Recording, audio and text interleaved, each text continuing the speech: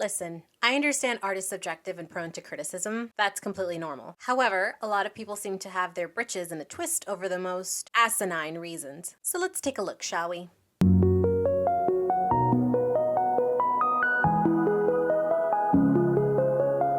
Heyo, welcome to Day Day Does, a channel where you basically watch me draw and talk about fandom/storytelling things. Today, I will be talking about two of the most successful stories on the Webtoon platform and why they seem to have so much unnecessary nitpicking. Like, don't get me wrong, I love a good analysis and critique of my favorite stories, shows, books, and movies. It gives me a wider perspective and allows me to think differently. Plus, I love learning, and any chance I get to learn something new is always a win for me. Warnings, there will be mentions of sexual themes, sexual assault, language, and other stuff I can't think off the top of my head. When it appears, I will post a warning pop-up so everyone can be forewarned. Timestamps about the topics for each series will be provided in the description box below. Now, let's begin. So here I was, minding my own business, staying in my own lane, when one of the anonymous social media accounts that I follow posted some pretty intense opinions on Let's Play and Lore Olympus. Seeing any opinions on popular series and stories doesn't really faze me because I'm low-key chismosa, and I like to gauge what other people think of stories that I enjoy. Sometimes it's all gushy gush, and other times it's insightful perspectives, but most times it's people critiquing the heck out of characters, plot, art, the artist, and whatever else. No biggie, internet stuff. But then the critiquing continued and continued until it became plain criticism for any little thing like pairings, character features, world building, and it was just so inconsequential. The worst part, I think, personally, is the fact that a bandwagon quickly formed when anything negative was said about like either series. Everyone seemed to be in agreement that Let's Play and Lore Olympus are just terrible, irresponsible stories that have no merit because it's gross and anybody who likes it clearly has problems. Like, these people went off. You would have thought like Mongi and Rachel personally came into their lives and bullied them in middle school. Like, it's just so ridiculous. I spent a long time reading these comments and their replies and trying to understand where these people were actually coming from. And in the end, I just realized that clearly these individuals who have never had the unfortunate pleasure of being scarred by fanfictions, Tumblr, Quizilla, showed my age there, Wattpad, DeviantArt, and MySpace. I'm sure there's other spaces out there, but this was where I mostly interacted back in the days of old. And because they don't come across as very experienced, and I'm not talking sexually here, I have decided to gripe about why they all need to just calm the fuck down. So first off, we are going to be talking about Let's Play.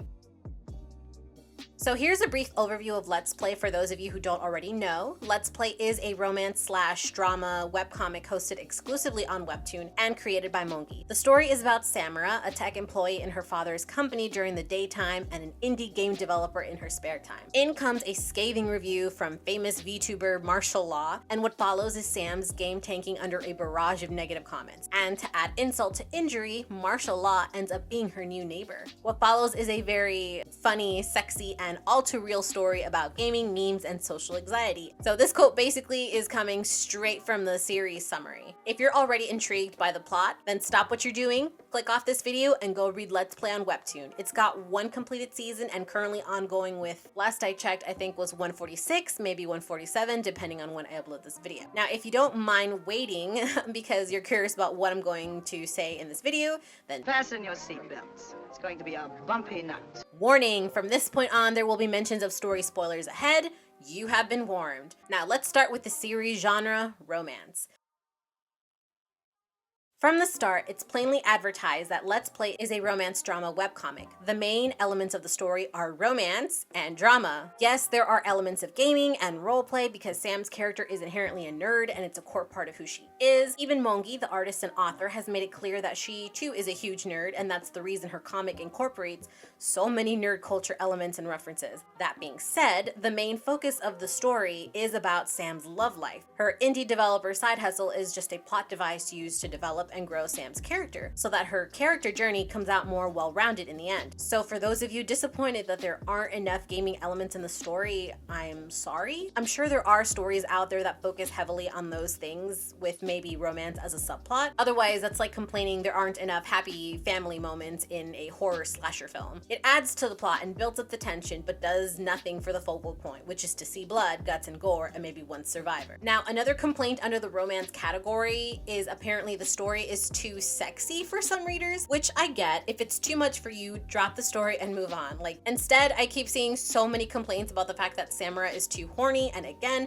not enough gaming elements. Since we know why there aren't enough gaming elements, let me elaborate why the romance genre in Let's Play seems to be incorporating a lot of sexiness. Aside from the fact that it's the author's choice, Samura is an adult woman of 22, Martial Law is an adult man of 24, and Charles is a grown man of 30. Pretty much the rest of the cast are working adults with their own homes dealing with adulting problems, except for like one character who's a part of Sam's raid session. Seeing as the characters are adults, it stands to reason that the romance is going to be more adult-oriented, meaning not high school level. It's not just going to be school game showdowns, school play shenanigans, movie theater moves, and bowling alley tension with the usual love rival school bully and the misunderstood school bad boy. Like, Sam is a young woman who's exploring herself and learning how to be more secure in who she is, discovering what she wants, and how much she can take. These are all important points that enhance her character and gives the romance in the story a much more satisfying depth. It's not just our eyes meet, we fall in love, get married, and live happily ever after. Romance is more nuanced than that, and only the truly successful romance stories and novels dive deeper into their characters. In fact, the romance genre is primarily character-driven rather than plot-driven. The main character and the love interest, or interest depending on your story, is what carries the interest of the reader and furthers the story along. And considering we have adults in this scenario in a romance genre, it stands to reason that we're going to get mature, sexy times. Not explicit times, let me add, but definitely more mature situations. This isn't always the case with adult romances because every creator is different and some do like making things family friendly. But from my perspective as a writer, with how Sam's character was set up, it was kind of obvious that she was going to go through a sexual awakening as part of her development. The happily ever after relationship endgame pairing will require Sam to know her mind and body before she is officially set up with anybody. Now, the choice of who she'll end up with is also kind of obvious to me from my analytical writer point of view. This leads me to the Charles versus Marshall war going on. Now, as an author, I would be over the moon if people made healthy little rivalries, whether the MC would end up with a love interest A or love interest B. Keyword being healthy, though. Once things start transcending into nasty name-calling, threats of violence, and putting down anyone who disagrees, that's when we need to cut that shit out. Personally, I'm a Charles and Sam stan. Yes, I said it. I'm a simp for Charles's mature, sophisticated demeanor with glimpses of flustered dork and alpha dom in bed added to the mix. Like, senor please, wife me up ASAP. Plus, I like the interaction and chemistry Sam and Charles have, and how Charles is very upfront and honest with her. In my opinion, it's a good place for Sam to learn to explore herself and what she wants and doesn't want. And to see that Charles likes her too, maybe more, makes the experience more meaningful and not just empty and uncomfortable. But then some people are into that, so to each their own. But for a newbie like Sam, it's better to have someone with experience and knows when to stop. Anyways, my love for Charles and preference for Charles x Sam aside, it's kind of obvious that the main male love interest for Sam is going to be Marshall. This could change, of course, if Mongi decides it, but I'm not going to be devastated or start smashing windows if that's not the case. Marshall is the main male love interest, and it's common sense that the first good-looking love interest you introduce in the story is going to be the one the MC ends up with. It's a standard formula in all romance stories that helps set up the important players and gets us invested in them. It's sometimes fun to speculate who the main character will end up with, but usually it's the person with some sort of point of contention. Some authors try to give it a twist and end up pairing the main character to love interest B or someone entirely different, but usually the buildup isn't as good and the groundwork isn't as strong and it just kind of feels forced. Point is, Marshall is a decent, equally good-looking character, and with the self-reflection and personal growth he's going through, it would make sense if the full circle of the story completes itself with Sam and Marshall healing themselves before eventually ending up together. Of course, if Mongi chooses Charles, I will not complain at all.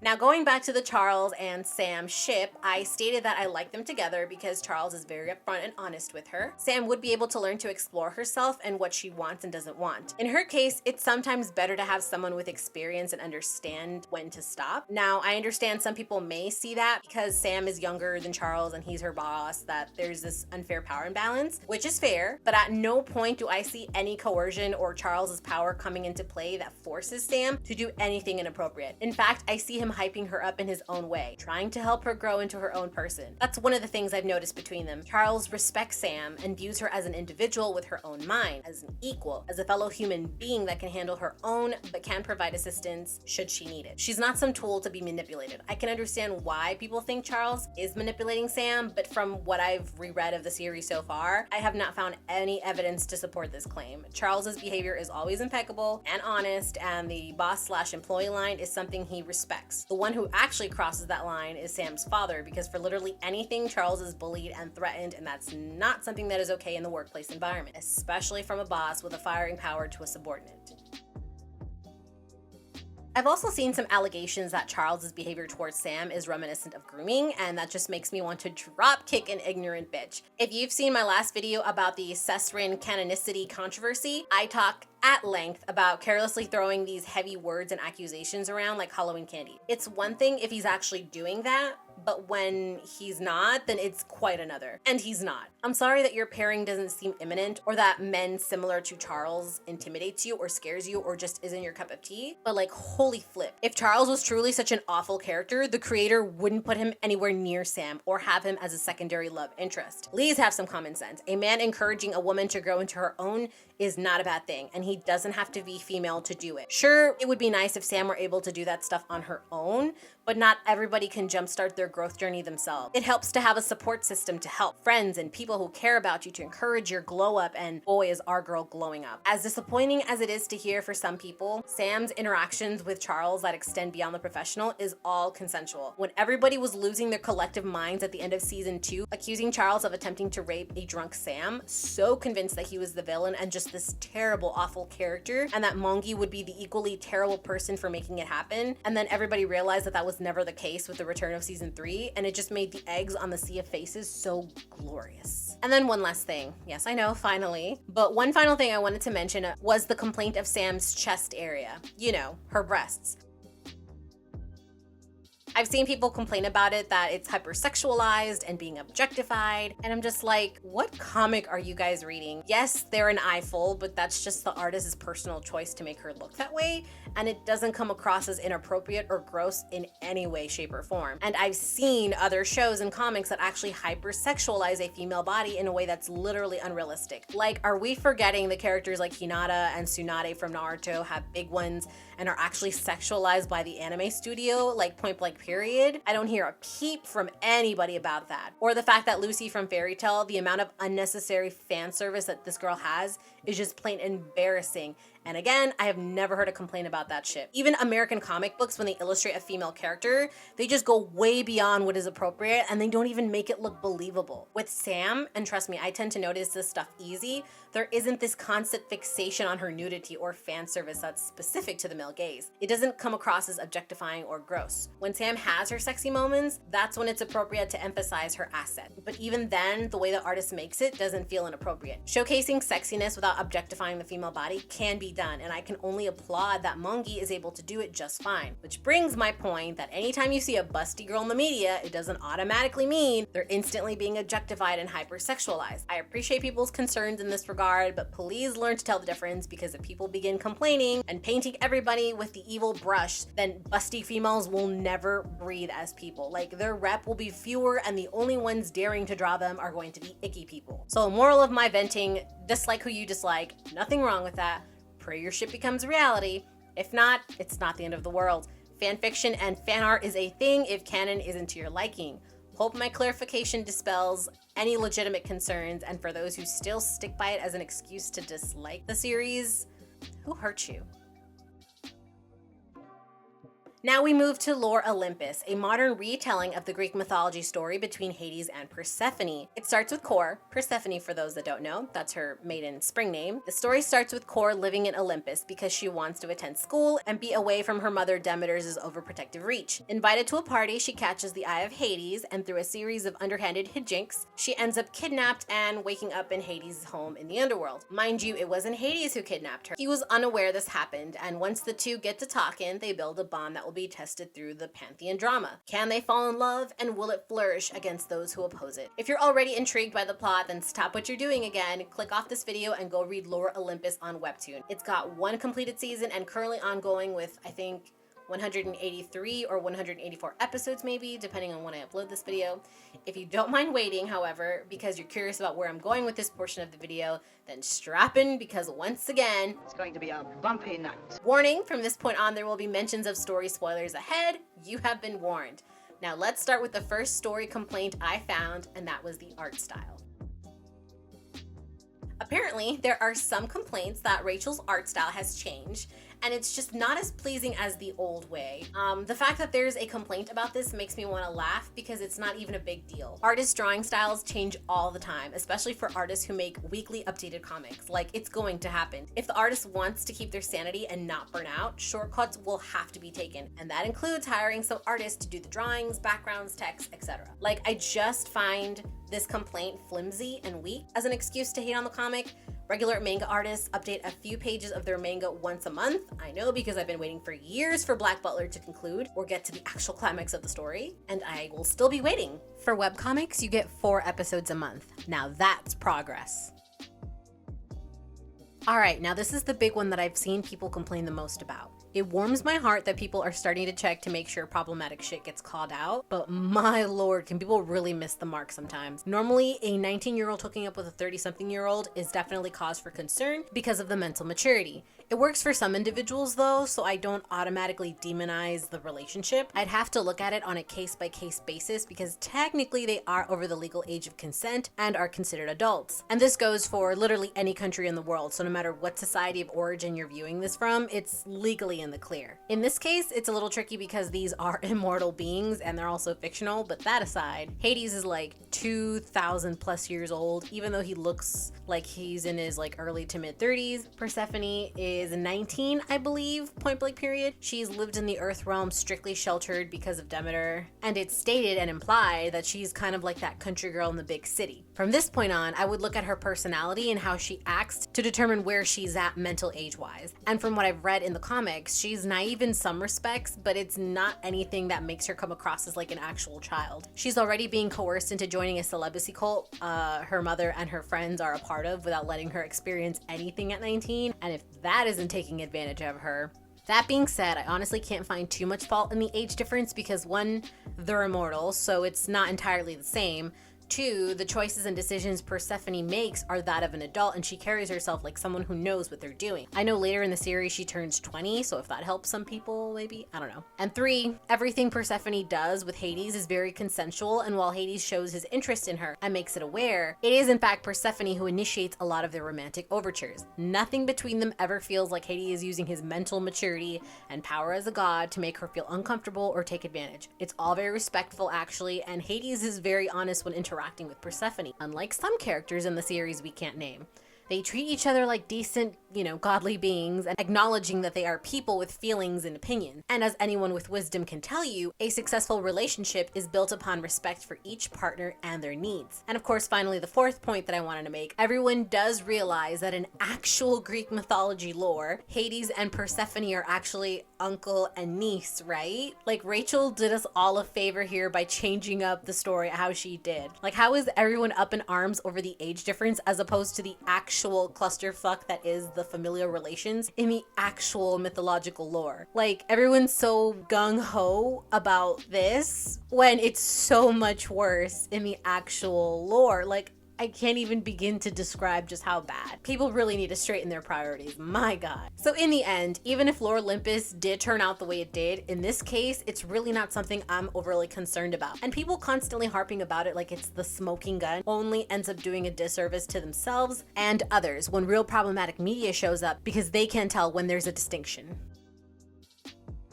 I know some people criticize Persephone's looks and curves, claiming that it's all of an adult woman's and her face is that of a child's, and to that I say, calm the fuck down. The nuances for this thread is so aggravating because no one is using their common sense, and I'm this close to literally slapping a hoe. So let me reveal the shocking fact.